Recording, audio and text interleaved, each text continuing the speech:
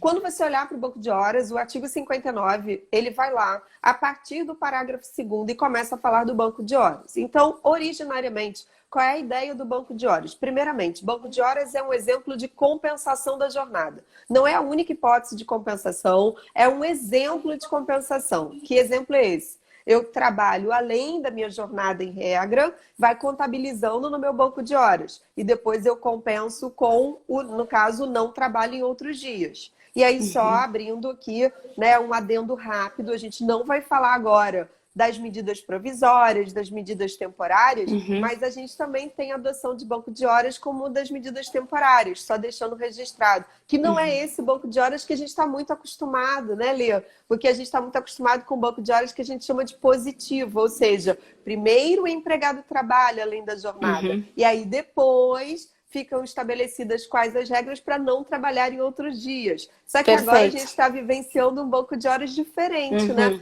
Que as empresas podem instituir, que é um outro tipo de banco de horas que a gente chama de banco de horas invertido ou negativo, que o empregado não trabalha e quando ele voltar a trabalhar, uma vez instituído o banco de horas, né? Ele vai então compensar trabalhando a mais em outros dias. Então você veja, tem duas espécies, tem o que eles chamam, né, de positivo ou negativo. Esse nome não são todos os doutrinadores que usam, mas é mais para a gente visualizar. O que é mais comum no banco de horas? A gente trabalha além da jornada e depois compensa com o não trabalho em outros dias. Então, rapidamente resumindo, no artigo 59, inicialmente eles pensaram em banco de horas na modalidade, que é o parágrafo 2º de 59, que é o banco de horas anual. Então, como é que seria o banco de horas anual? Eu faço por negociação coletiva, obrigatoriamente, leia-se acordo coletivo ou convenção coletiva, e aí fica estipulado que as horas que eu trabalhar além da jornada ficar pactuado, então, o banco anual, eu tenho, então, 12 meses para compensar. Este é o banco de horas anual, que só pode ser por negociação coletiva, ali esse acordo ou convenção. Hoje, né? fazendo um parêntese, isso é bem interessante, que a prova da OAB tem cobrado bastante na primeira fase, também tentado buscar isso na segunda fase, que eles falam assim, só poderia por convenção coletiva. Só poderia compensar por convenção coletiva. Geralmente, quando pode por negociação, na verdade, quando a lei diz que pode por negociação coletiva e pode por convenção, geralmente também pode por acordo. A única diferença é que a convenção coletiva são dois sindicatos negociando e o acordo coletivo é a empresa e o sindicato negociando. Só que a prova da OAB, para confundir, sempre diz, como a compensação é em 12 meses, só poderia ser por convenção coletiva, porque são dois sindicatos. E não, compensação até 12 meses pode ser tanto por acordo, como a Prof. Ju trouxe, tanto por acordo quanto por convenção coletiva. Né? Então, acho que bem levantado isso, porque essa é a compensação até 12 meses. Mas temos outras possibilidades que o empregado pode trabalhar e não precisa do sindicato, né, Jô? Vamos verdade. Lá, continuar. É legal porque a gente vai complementando a ideia, né? E o objetivo é esse. E aí, o que aconteceu? Quando veio a reforma trabalhista, esse artigo 59 foi alterado pela reforma trabalhista e trouxe, então, né, um parágrafo 5º que trouxe a possibilidade da chamada do banco de horas semestral, ou seja, semestre, 6 meses. Eu instituo o banco de horas na empresa, mas ao invés de ter 12 meses para compensar, como fala o parágrafo 2º, o parágrafo 5º que veio com a reforma permitiu o banco de horas de 6 meses para compensação.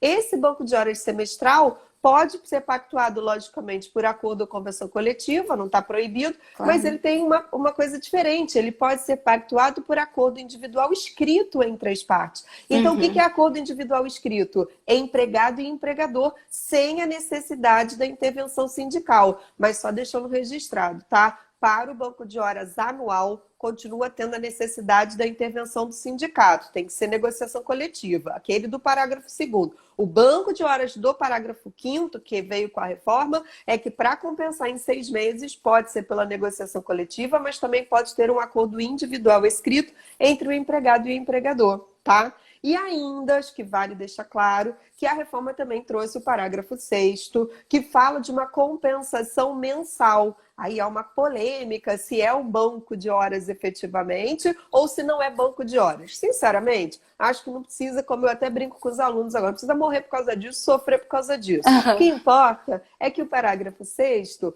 ele é uma modalidade de compensação. Alguns acham que é banco de horas, outros que não, mas é compensação. O que mais importa é uma compensação mensal. E diz que esta compensação, quando é feita dentro do próprio mês, ela pode ser até por acordo tácito, ou seja, tem um aspecto muito menos formal. E diz, olha, se você trabalhar a mais, mesmo que não escreva nada, não faça acordo coletivo, não faça convenção coletiva, nem acordo escrito, mas se o que você trabalhou a mais, quando você olhar ali, né, no controle de ponto do empregado, viu ali automaticamente no holerite ou contra-cheque dele, e viu ali, né, viu a folha de ponto, viu como é que funcionou, e falou, olha só, não teve hora extraordinária paga, realmente olhei aqui no holerite ou contra-cheque, mas eu vi a folha de ponto, e o que ele trabalhou a mais, eu estou vendo aqui que teve dias dentro da folha de ponto do mês que ele não trabalhou, então compensou. Ah, não foi escrito, não teve acordo, mas tudo bem, vale o tácito. Então esse é o parágrafo 6º do artigo 59. Então, assim, uns acham que é banco de horas, outros não, mas de qualquer sorte, independentemente da classificação, é considerado uma forma possível de compensar a jornada. Eu acho que isso é o mais importante como um todo. Né, Lê? Você concorda? Perfeito, concordo. Eu sempre falo, né, que seria esse acordo tácito, né, Ju? Igual, como tu falou, seria simplesmente o empregado uns dias chega mais cedo, outros dias ele sai mais tarde, alguns dias tem hora extra, mas ele também está devendo. É aquele empregado que se faz o salame, o empregador também finge que não está vendo nada e simplesmente no final do mês as horas umas se compensaram pelas outras. Então, ninguém combinou nada que se vai ter um acordo ou não, mas como no final do mês fecharam as horas que eram devidas, ele não ficou devendo horas e também não ficou com horas extraordinárias, fica lá o acordo tácito. Compensação até 12 meses, precisa de negociação coletiva, que pode ser tanto acordo coletivo ou convenção coletiva. Compensação até 6 meses, basta acordo individual escrito entre as partes. Se tiver dentro de 6 meses, compensação dentro de 6 meses, acordo individual escrito.